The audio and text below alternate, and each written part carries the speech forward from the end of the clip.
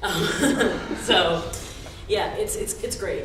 When was the last time we saw a Hopkins Quidditch team dressed in? And they have an example of all these fandoms with different names. Bronies, Browncoats, Deadheads, Furries, Jainites, MSTs, Parrotheads, Potterheads, Sherlockians, then Stargate fandom, Tolkien fandom. Does it matter that the term is actually used? I mean, it clearly is. I mean, in all those things, in all those things, and a lot of the hobbies. Yeah, but I think what I think is interesting. I have never heard the term Jainites till recently. Jainites? For Jane Austen. The term Deadheads was around way back. Sherlockians, I also think is new. What I think is interesting is there's a lot of feedback in this cycle, which kind of brings me to another random point on my random points to make list. I'm sorry, this is so terribly organized. And if you want to interrupt, you can.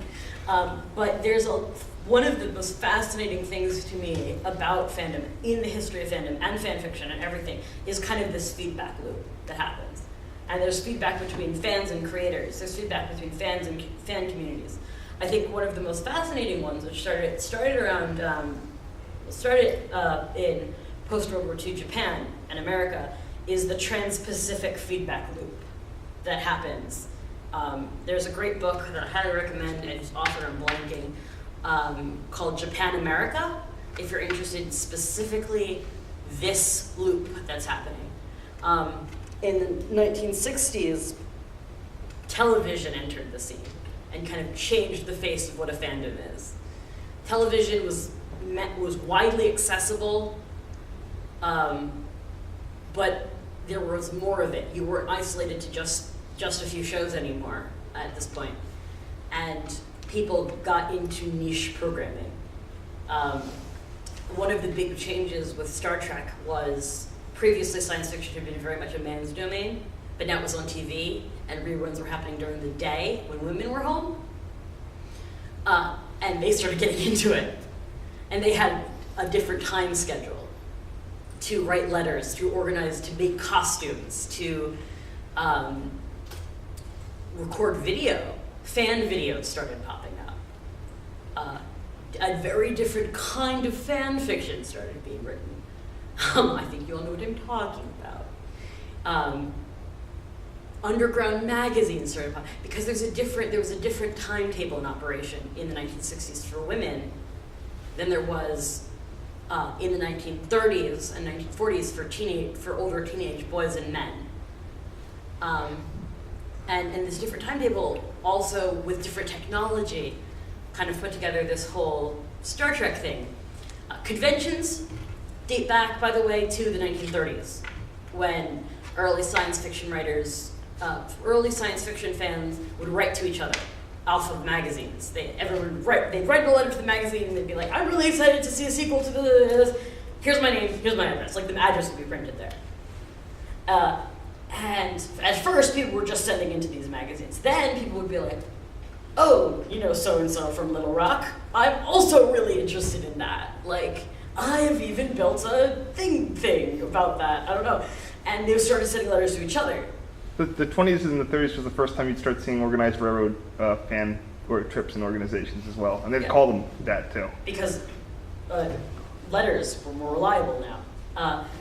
So in the early 1930s, 1929, 1930, a group of fans, mostly teenage boys in New York City, got together. Someone wrote to everyone they saw with the New York City under their name. They got together and they held the first convention, first science fiction convention in New York in 1930, and it just kept going. That was a success, and they kept going. What was it called? They called themselves, I think, the something. I assume that con fold, or is it still going on? No, it was just that. It was just a group of them got together. Okay. They probably were, I don't know if any authors showed up. But then San Francisco started doing things, and it's all downhill from there. But it's kind of this great little story about a bunch of kids coming together and kind of creating the first con. It's,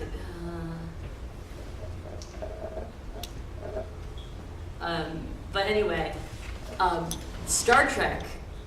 Well, the reason I was on this tangent, Star Trek was the first time you saw cosplay. It wasn't called that. It was called dressing up in costume and going to a convention. Cosplay was taken across to Japan, where it kind of developed into a subculture. Then, when anime started getting big in the 70s and 80s, Americans brought it back, but they brought it back the way they knew how to cosplay, which was in conventions, which is very different from the subculture. And so we started getting anime cosplay in conventions. And then, in like the mid to late 2000s, you started to see these convention cosplays popping up in Japan in a way they never had before. It used to be a thing somebody would do. And so it's kind of this back and forth that's going on. Another thing, if you watch what happens between Disney to Miyazaki to Disney to Miyazaki, it bounces. And another one that does that. You've seen the US 50s sci-fi to Godzilla, then back and forth a couple times? Yeah. That the SF Debris recently did a thing on a whole month on that you might be interested in. Yeah, there's a whole lot of things that do that. Baseball. Apparently, my brother informs me that professional wrestling is in the process of bouncing back and forth across the Pacific. That he says he can't even watch American wrestling anymore. Japanese wrestling has a lot has a lot in common with lucha libre. It's more than American, but it's usually, I mean, I'm sure they share a lot of stuff back. I don't know. It's very, very fun. Where should I continue from? I just threw like 20 things out. And I'm just like, what am I doing? Is the dual? Do a lot of fan cultures ever use that as a verb? Do you ever hear people saying "I'm going to fan" or does that term come up a lot or no? I've never heard it as a verb. It may have been at some point. It said in a lot of the sort of non-media things you'll get, like rail, road, planes, buses. I mean, I've heard of fanboy and fangirl as verbs. So I guess in just certain ones, it's like fanning is an actual activity where that you are engaged in or you aren't at any given time. That's really interesting. I mean, the other one is the word fanish, which has fallen way out of favor, but was very, very popular in the 60s, 70s, and 80s to describe anything related to. So, but we got into the internet age where you just like take a word and push it next to another word. So it would be fanish writing or fanish activities, fanish whatever, and nobody uses the word fanish anymore. The word filk has largely fallen out of favor in favor of fan music, which is a shame because filk is such a lovely word. I've seen people attempt to reuse the word filk, but nobody knows what it means anymore. So it's like filk/fan music. Well, I mean, supposedly it got going originally from a typo because the I and the O next to one another on the keyboard, and then when they thought it seemed so suggestive that they took it up. That's a wonderful story. I think fan fiction is absolutely fantastic, and is an opportunity to explore characters and whatnot. I think authors who say it's like bogus, you need to like go find the first fiction piece they ever wrote and tell me it's not about a girl/boy getting lost in the forest and finding a magical portal to another world, because it is. It's always about that. Does fan fiction prevalence vary across cultures? Because it seems to me that the act of engaging in a fan fiction or fan type activity in that way, a creative fan activity that's derivative, might vary depending on, let's say, here's a media thing, I don't like what it's sort of like if you have something that's more a culture where people are more empowered to sort of take their own actions versus I'm in a culture where I hear a story and I accept that story and I don't deviate? Do you see those differences between places? I don't think it's a matter of individualistic versus collective cultures. I think it's more about the term of like a public, or used in a very sociological sense of where it gets started, it will thrive. I'm not familiar with what fan culture looks like in a lot of Europe, non-English speaking Europe. Most fan works on the internet, on the main sites on the internet, are in English. I do know that a lot of people who do not speak English at home and do not have English as a first language will write in English, because English is the kind of go-to language of those fan communities. There's a lot in Japanese, but largely that's, as far as I've encountered, is art. A lot of fan art in Japanese. Doujinshis are huge. And we Americans very much like to point to Japan as a collectivist culture, which I'm not going to play that game at all. But,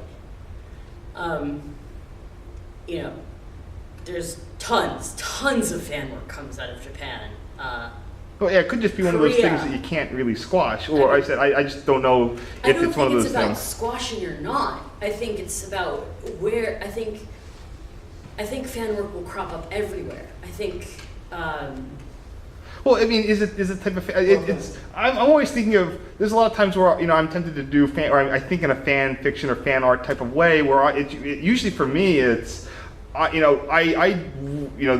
I'm given does not satisfy me, so therefore I'm going to go create my own. That in fact is, I'm terrible. There's a great fan theorist, and I will have his name for tomorrow's panel, who says that fan art is created from a mixture of awe and dissatisfaction. That those two are both necessary, and otherwise no fan work will come. So if you, which I very much agree with, if you watch something and you're like, it's perfect, you won't create fan art for it. You won't create fan media for it. You might tell everybody that you love it and that they should go engage in it.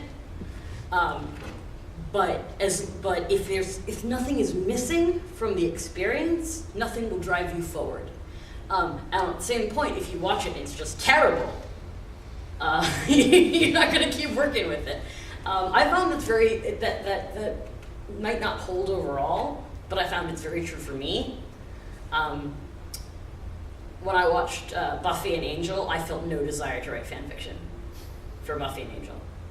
I just thought, well, I can't necessarily do the justice to those characters in that world. That I love what I have. And it's not about good or bad, right? Like some of the things I love the most are the things I write the most fan fiction for. Is sometimes, the medium. Like video games leave so much space for fan fiction, where television might not leave that space. Movies are shorter format. Novels have so much world building. Sometimes it leaves more room. Comics, a lot of background characters not getting as much space as they need. I don't know. Questions? So what do you think, sort of on that note, what do you think of like additionalist stuff? So when you're talking about people like working with what they're given, you talked about like taking characters out of the situation that they're in and putting them in some different situation and then staying true to those characters. What do you think of stuff that's just like, there's no way these two characters didn't like run into each other at some point. Here's like a conversation. Yeah. No, I love it. I love things. My biggest thing about fan fiction is I love character. Really, I really, really love character. And I think one of the most wonderful things that fan fiction can do from a writing standpoint is teach someone how to write characters. Characters are hard to make. Really, they are.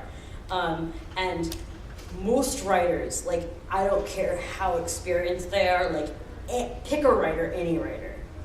They write themselves.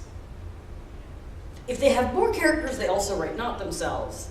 But, like, I can tell you at least 2 characters 3 characters in Game of Thrones that are just George R. R. Martin writing himself. I mean, Tyrion Lannister, Sam Tarly, and Jon Snow are all him. Like, no question. I mean, they're different aspects of him. They're wonderful characters. They're some of my favorites because they have so much attention and truism to them, right? They have their emotions make a lot of sense because they come from him. Everybody writes themselves, which is why I think fan fiction is so wonderful for writers, because to truly be true to a character, you have to write that character and not yourself. And it's hard for some people. Like, if you read a lot of fic, then you read a lot of bad fic. It's just a fact. Hopefully you X out before it gets too far in.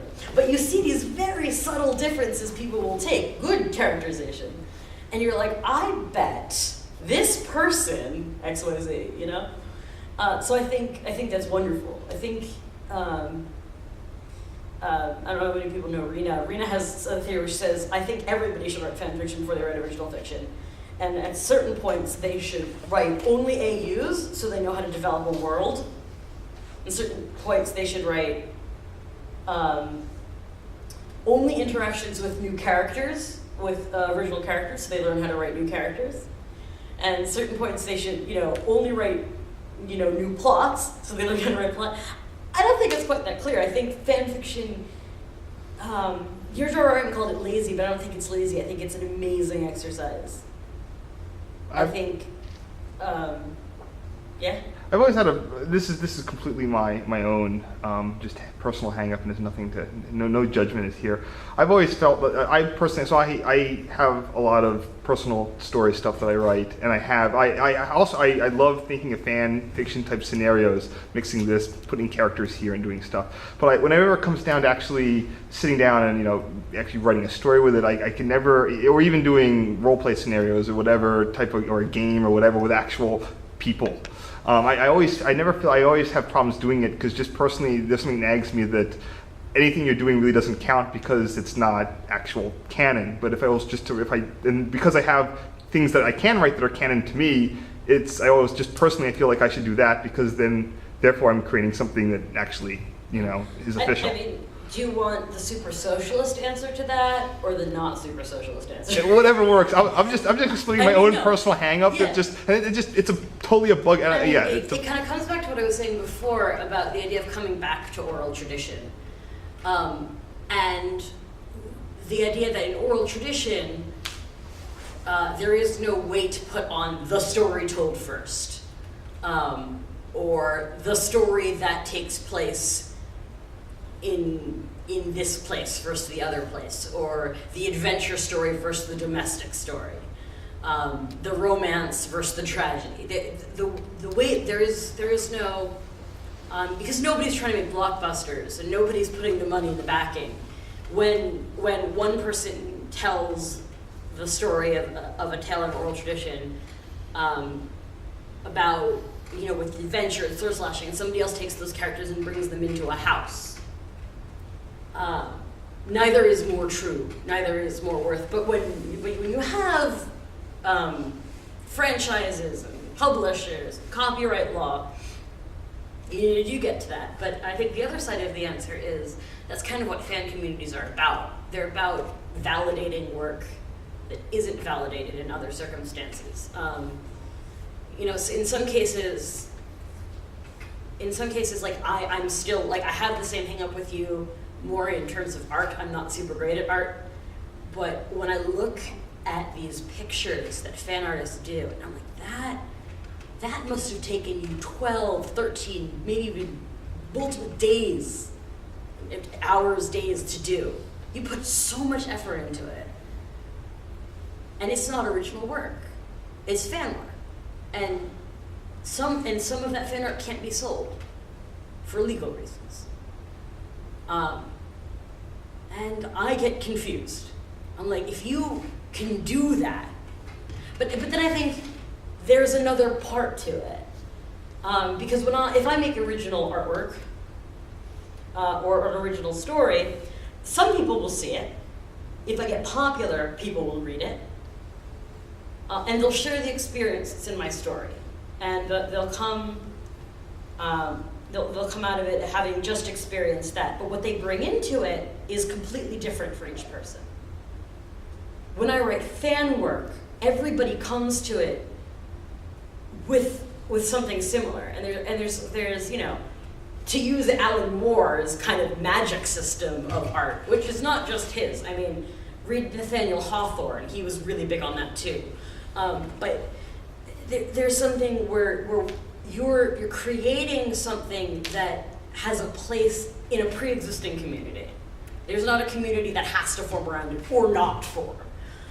There is a community there, and that can be really powerful. You post original fiction online, someone's like, I wonder if the chick you wrote is hot.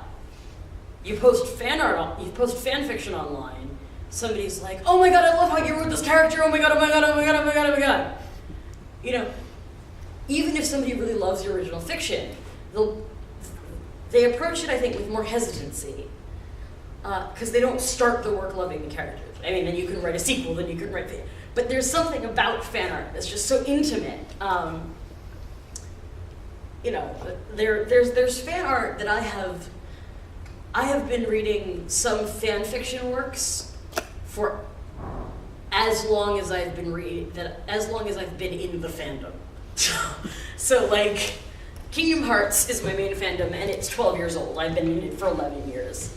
And there's some fan fiction that I'm following that's in its 7th or 8th year right now, because it's slow updating. I mean, that's kind of amazing. Like, do you think this person would have that hold if they were writing original fiction? Well, of course, that's why they have sharecropping for, you know, which is one way that quite a few people, Star Trek novels, for instance, or, Right. Star Wars novels. Right. I mean, the Star Trek and Star Wars novels did something really interesting, just from the standpoint of somebody who's really interested in like fan theory and stuff. Star Wars, kind of, there's an official desk that handles the canon, and you can submit any novel you've written, but if it contradicts the canon, it won't be accepted. And there's some terrible books, I have been told, I don't read the extended universe, that have gotten passed because of the dedication to the canon, and probably some great ones that have been rejected because they didn't know which planet so-and-so was from in the extended universe. Star Trek, on the other hand, uses a very different model. They have something called the alpha canon and the beta canon. The alpha canon is the series. The beta canon is anything else that's been published.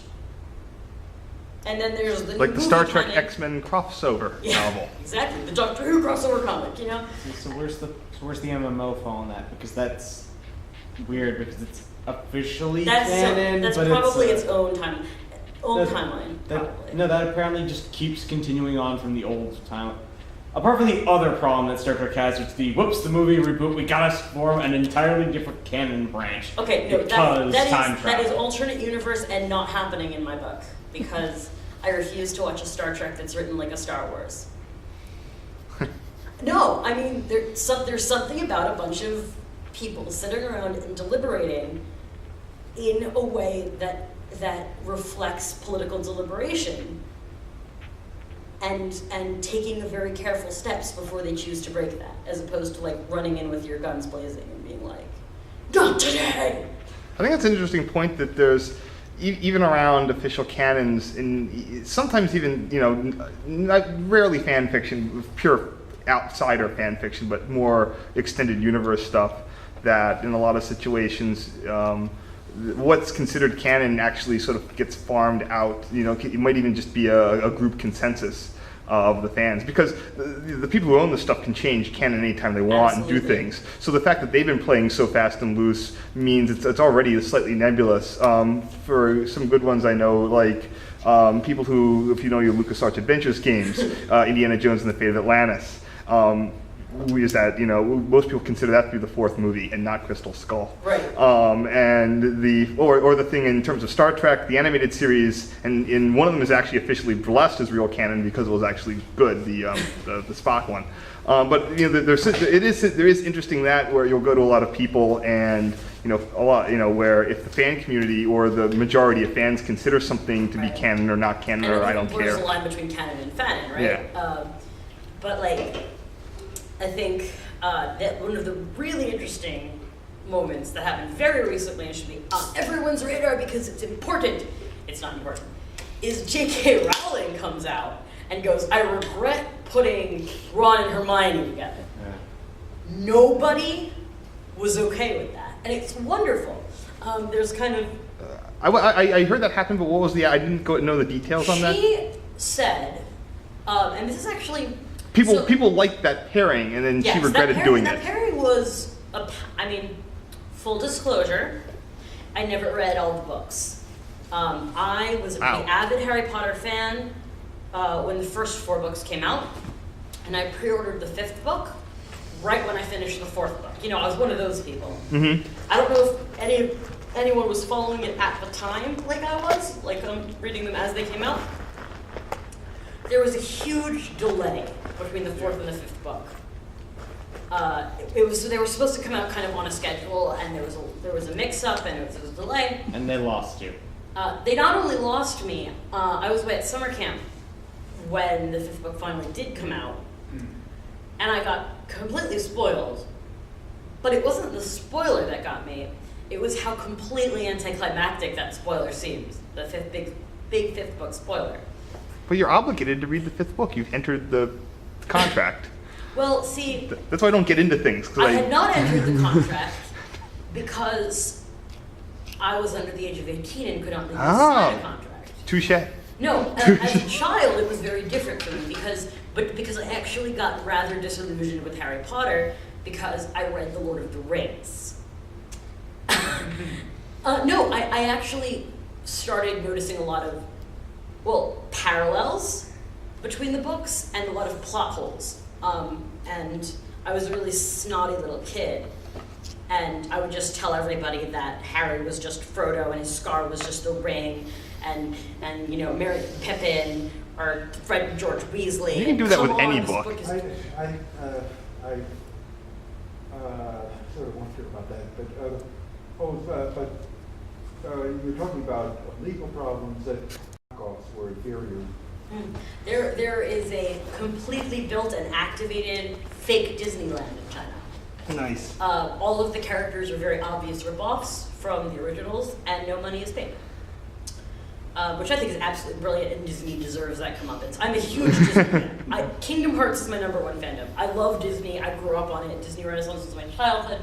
But somebody needs to push back on their copyright laws. And if China wants to open up a Disney World and not call it Disney World and have obvious knockoffs of every character, that is not what I'm going to complain about. Is there some connection with the fact that wasn't Disney involved in some way with that movie about the Dalai Lama? I don't know. I'm not going to take on Chinese politics at a panel on Fandom. That is a different... there is, if you are interested in debating politics, there is, I believe, J Street is running a conference this weekend as well, and you are free to go and talk about which countries are allowed on what land when, because I'm sure they'll talk to you about Tibet as well over there.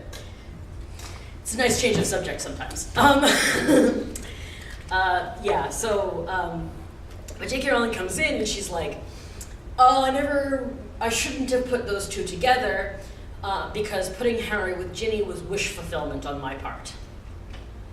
Which part of me thinks is a very responsible thing because she said many times that Ginny was her author avatar in the books. I said everyone does it.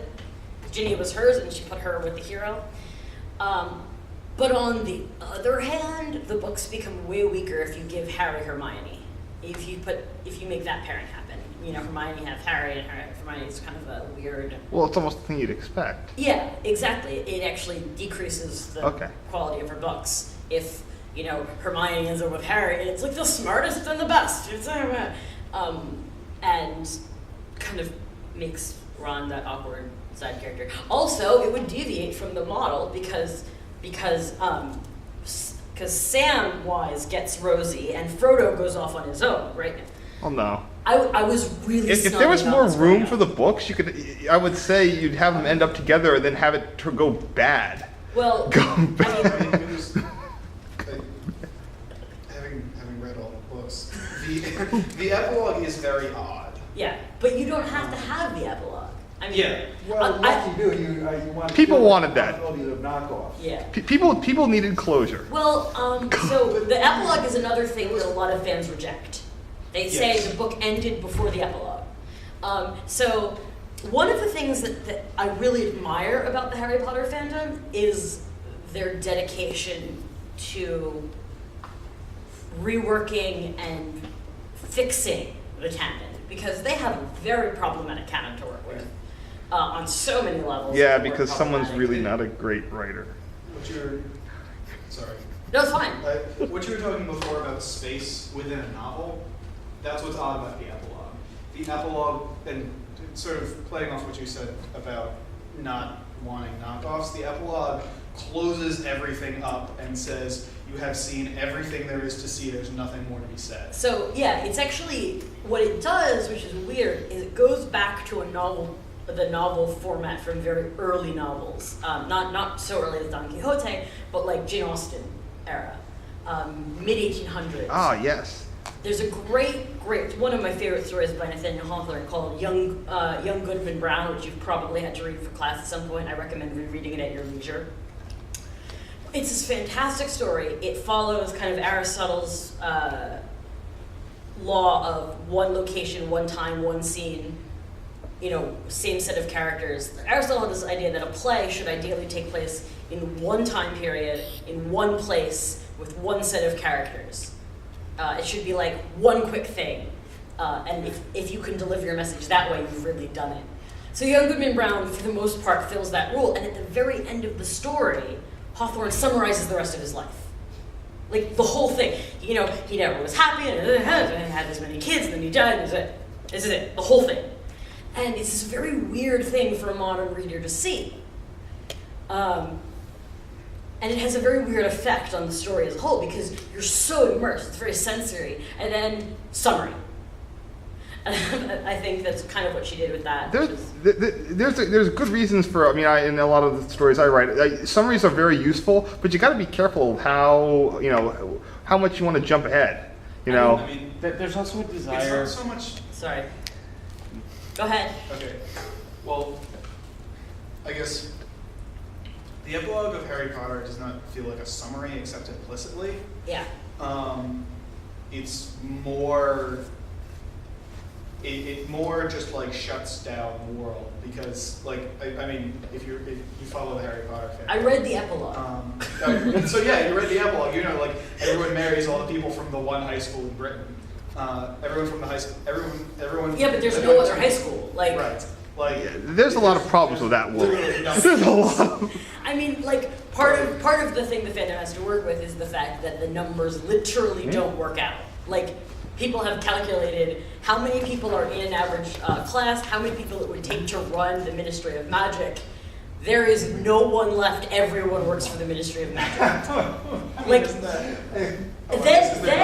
Then she comes out and says, "Word of God, magic is a dominant gene." And everyone just said, "Keep your mouth shut." Somebody actually wrote J.K. Rowling with a rather thick scientific article about how magic could actually work, and could she please stop talking about genetics, because she doesn't understand them at all. And you could probably find this paper online, but talking about things that are technically fan fiction or not fan non-fiction. People have written, there is a scientific paper published, I believe out of Hopkins, on possible explanations for the seasons in Game of Thrones and Song of Ice and Fire books. There is a scientific paper written about bending in Avatar: The Last Airbender universe. There's a scientific paper written about magic in the Harry Potter world. are those fan fiction? Have you seen the papers on zombie transmission? There's a whole bunch of disease acts that use epidemiology things of zombies. We had a talk on that 3 years ago here at JohnCon. My favorite response to that is I have a screen cap from crack.com, which is 6 scientific reasons the zombie apocalypse is impossible, and the article recommended under that is 7 reasons the 7 scientific reasons the zombie apocalypse is more possible than you think. Like, right. My response is always, read these two, come to your own conclusion, because they have both on the site. Well, I mean, there's a long tradition of this in science. Have you ever seen there's an article, and it made the title of a book, The Physics of the Strapless Gown? Oh, that's wonderful. Yeah. Well, it's stuff that goes in your Ig Nobel prizes every year. I mean, that's why they exist. Yeah, I wonder if the Song of Ice and Fire paper will win an Ig Nobel prize. I don't think it will. How much do you know about 1632? Oh God, I have the books. I've just never read them. To be fair, so they say the first part of that is explicitly space magic. So 1632, Yes, from what I know, is that an open universe for anybody to write? Or Yes, it is an open universe, Yeah. and the author of the original and main books takes the fan. Well, there are specific rules for writing fan fiction that might get published, and then he takes what he considers the best of that, and he publishes all of it, and you get paid for that. So I think the model I would use is not the 1632, if I was talking about this archetypally, but it's the Cthulhu mythos. Okay. Because it's talking, because that one is still a mediated canon. Yeah. Just one other thing. Yeah. On the topic of scientific papers, I brought it up because a lot of the stuff he publishes is nonfiction, because it's about a Virginia coal town getting transported back from the year 2000 to the year 1632 in the middle of Germany. Yeah. And a lot of the stuff that gets published is, or a substantial portion is plans basically for what they could do, how they could build up a technology base. Oh, that's really cool. How they could invalidate their own existence. They've already done that. Yeah, They all it's just a split. assume it's an alternate universe. I think Which is think about weird because apparently the thing you read in the beginning is, oh hey, I went to the spot where the town vanished, and it happens to be that I can do the soil composition from Germany that matches the 17th century. I'm not sure how that quite works. Close this tangent. The canon is that Your tangent. it's 2 3-mile spheres that just switched places. And one of them happened to one of be them just is- plain soil, and one of them was a town. Well, one of them was 3 houses that had just been burned down by bandits and 2 almost dead people. Oh. And The other was a whole the town. middle of Germany. And the other one was a mid-sized town with a power plant. No, so I think what's really interesting about the Cthulhu mythos is it's completely open, and canon is completely up